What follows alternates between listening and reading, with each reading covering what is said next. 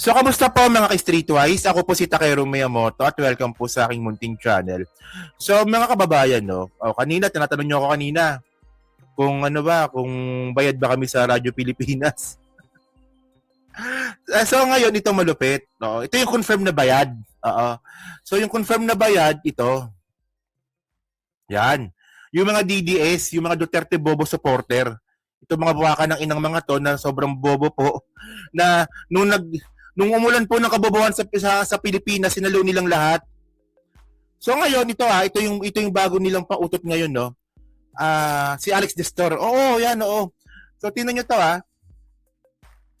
So nung kanina lang pala ito, no, kanina lang ba to? Okay. So sabi niya dito, no, statement December 28. So nung December 28 pa pala ito. Assalamualaikum. Muslim ka? Muslim ka ba? Oh. Allow me to clarify that I am not affiliated with any DDS groups. So di daw siya DDS. If you see me attending some of their events or appearing in photos with them, it is because of the movement and the causes we happen to share. Okay. Yes, I am friends with some of them, but I have never claimed or consider myself a member of any particular group. Okay. So ngayon, mga kababayan, no, alam naman po natin tong si Alex Destor po, no, bukod sa bakla po ito, may saltik din, may saltik din po ito. Sinungaling po ito eh. Alam niyo, nag-away kami nito isang beses. Di ba? Ang galing niya magsalita ng mga jurisprudence po tungkol sa batas, tapos nung chinek ko po yung jurisprudence niya, mali. Alam niyo ginawa niya?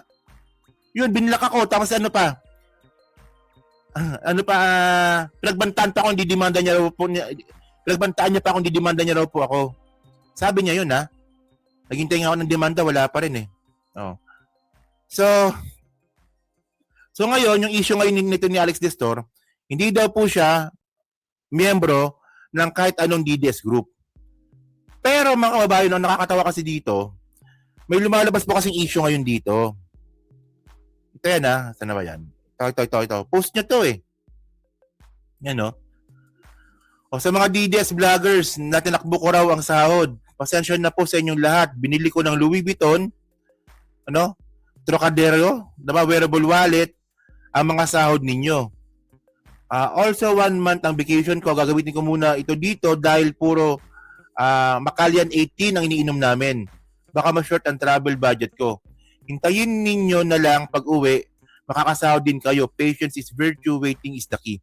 So ngayon, alam nyo naman no, na meron pong issue po ngayon itong mga DDS ngayon na tinakbo daw po yung mga sweldo po nila. Oo. Buti na lang, no? Buti pa sila may sweldo. So ang tanong ngayon dito, no? Saan galing sweldo po ng mga bobong mga DDS po na to? Then actually mga kababayan, no, ako po kino-confirm ko po talaga na may allowance yung mga hayop na yan. So may mga vlogger po na kumukuha po ng allowance kay Bongo, may mga vlogger po na kumukuha po ng allowance kay Pulong, may mga vlogger din po na kumukuha ng allowance po sa SMNI. Confirm na po yan. Pero nakakatawa po dito mga kababayan, no, sila na nga yung bayaran, sila pa yung bibintang sa amin. Di ba? At bukod doon mga ka-Streetwise, ngayon, may issue po sila ngayon na tinatakbo daw po yung pera. O nga pala, may pasahudan din pala si Lustay. Oo. So ngayon, paano ko na-confirm na meron pong bayaran dyan sa mga DDS po na yan? Well, simple lang, di ba? Yung iba dyan, kaibigan ko yung iba dyan. Especially yung mga vlogger ni Bongo. Na hindi naman worth it yung bayad ninyo. Diyos ko naman, Bongo. May Alpotera pa pala, no? O nga pala. May vlogger pa pala sa Alpotera. O nga pala, no? Oo. Kumpleto pala sila, no? So ngayon, speaking of Mima Alicia, mga kababayan, no? Ito, na-content ko ito nung isang araw eh. Hindi. Nung last month, no? December 8, no? Na-content ko ito nung December 8. Dahil ito si Mima Alicia, mga kababayan, no? Ay kinukuha po ng SMNI. So alam niyo naman, no? Kapag si Mima, no? Pag may ganap yan sa buhay, pag may problema po yan sa buhay, isa ako sa mga tinatakbuhan yan. Oo. Pero yung issue nila ni Jake, hindi ako nangialam dyan. Pero ang point natin dito mga kababayan, no, kilala ko rin po kung sino yung nag-alok kay Mima. Kilala ko rin, kaibigan ko rin dati yun eh. Oo. So, Excuse me. So ito po, no, dito po natin mako-confirm, 'di ba? Dito po natin mako-confirm po talaga, no, na talagang meron po talagang troll farm ang mga DDS. Kasi in the first place, inalok po nila si Mima Alicia po na maging member po ng DDS. So magkano po yung alok? 70,000 a month daw. 70,000 a month daw.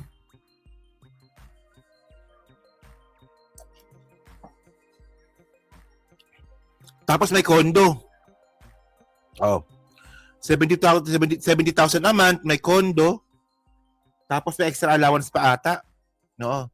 So buti na lang, 'di ba, si Mima hindi nagpadala. Oo. Buti na lang si Mima hindi nagpadala. Oh. At syempre kilala ko po kung sino yung nag-alok sa kanya. Kilala ko kung sino. No. And by the way, mga kababayan, no. Ano naman 'to eh? Bukas na aklat naman na 'to eh. Kasi po kahit po si Nino Barsaga, kilala niyo si Nino Barsaga? 'Di ba si ano? Si Bakla, oo. Si Nino Barsaga po, dati pong DDS yan. Nung siya po ay naging parte po ng DDS, nung panahon nga po ni Digong, umaamin po siya na may bayad po sila noon. Oh. So kami ba may bayad ba kami? Kami rin may bayad din kami sa YouTube. Ito, kapag nanonood kayo sa amin, ngayon konti tayo ngayon. Oh. So, ang babayad sa akin ng YouTube ngayon, maliit lang. Kasi konti lang nanonood sa akin ngayon. Pag malaki nanonood sa akin ngayon, malaki rin po babayad ng YouTube. Medyo malaki ng konti. So para sa akin, ewan ko lang, no? Pero sa akin, okay na to eh. Di ba? Para sa akin, blessing na nga po yun na nanonood kayo sa akin eh. Oh. So ngayon, so sasabihin na naman nito, bobo ka talaga Takayro, di naman admittance yun eh. Sarcastic yan eh. Well, nung pinost niya yan, tinan natin, di ba? Alam mo, merong allegation sa'yo, magsasarcastic ka kung hindi ka ba naman tanga. Di ba, tinan mo may allegation sa'yo na ninakaw mo yung sweldo ng mga DDS, tapos nagpo-post ka sarcastic. Di ba? So ngayon, yung si Alex Nestor na yan, mga kababayan, no? Bukod nga dyan sa pagiging DDS niya na yan, tapos nga po, is allegedly, ninenok daw po yung mga sweldo daw po ng mga DDS. Ayun, meron palang post dito si Jam Magno. Yung nga lang Bisaya kasi, no? Hindi ko maintindihan masyado. So sabi dito ni Jam Magno, no? Okay, stop using a fake name to you, Moreno, when you are Alex Nestor, a brother to a drug pusher. O, patay tayo dito. Oh. Dili ra ba ko mabusa yung post ng mga tao nga kutob kag Facebook isog ibundak noong takabasin. Hindi ko maintindihan. At hindi ko rin mabasa ng maayos. So ngayon, tandaan po natin, no, na itong pong si Alex Nestor nga po, meron po siyang aligasyon din po na sangkot daw po sa nagbabawal na gamot yung kapatid. So may post nga yan dito, no? So ito yung picture, no? Ano ba yan? Yan. So, tingnan mo naman, no, yung bahay ni Alex Nestor, no? Siya daw yan, eh. Oh. Alex Nestor is Tio Moreno, And then, kita mo naman yung bahay. Akala ko ba mayaman yan? Pati ganyan yung bahay, parang bahay kubo. So, ito po yung lumabas po na balita dati, no, na nasa kote po yung pamilya ni Alex Nestor regarding po dyan sa pinagbabawal na gamot. At napaka-ironic po nito mga kababayan in the first place. Di ba? Sobrang ironic nito. Alam niyo kung bakit? Kasi, ito nabalita na to sa nabalita na to sa sa newspaper. Nasangkot ka nga sa pinagbabawal na gamot yung pamilya ni Alex Nestor. Tapos ano ba yung pinaka branding ng mga Duterte? Anti-drugs, tokang. Oh. Di ba? Drug war. Oo. Tapos yung double barrel. Oh. Puro ganyan po yung propaganda ng mga Duterte, tapos malalaman po natin na ito pamilya pala na isang DDS, sangkot pala dyan sa pinagbabawal na gamot. Sabi nung balita. Di ba kita nyo yung irony? Kaya nga sabi ko sa inyo. Bakit ganyan po yung mga DDS, no? Isa po yung daan ng bituka. Grabe, no? So, ngayon mga kababayan, no? So ito hindi naman tayo nag-fake news dito kasi Kita naman eh. May mga reference tayo dito eh. So ngayon, ang nakakatawa kasi dito, di ba? Magkano kaya yung nakuha ni Alex Destor dito sa sa pagkubra niya nga po ng sweldo ng mga DDS? No, so alam ko naman na hindi bago po ito, kaya nga ang masasabi ko nga sa inyo mga kababayan, no. Ewan ko lang kung umamin ng ibang mga vlogger, pero ako matagal ko nang inamin to.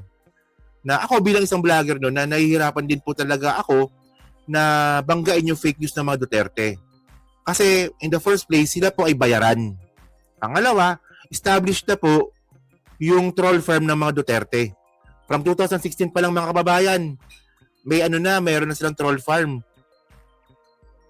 Eh kaming mga taga-suporta ng admin na to. 'Di ba? Duman kami sa gulo. 'Di ba? Ang gulo-gulo namin nung una. Ngayon medyo okay na ngayon. Oo.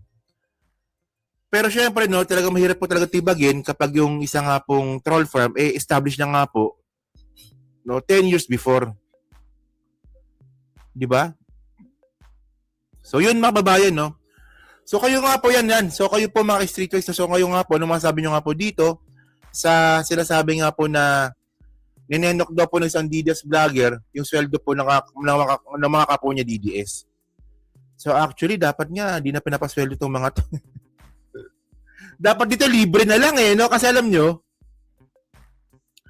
kayo ba meron ba kayo natututunan pag nanonood kayo ng mga vlog ng mga DDS? Di ba wala? Puro katangahan lang, puro appeal to the emotions lang. Di ba? So yun mga streetways, so kayo po, masabi nyo po dito to, so may comment na po sa baba, binabasa ko pang lahat yan, no? So yan, so iwanan muna natin yung topic na yan, so pag-usapan natin yung next topic natin, no? So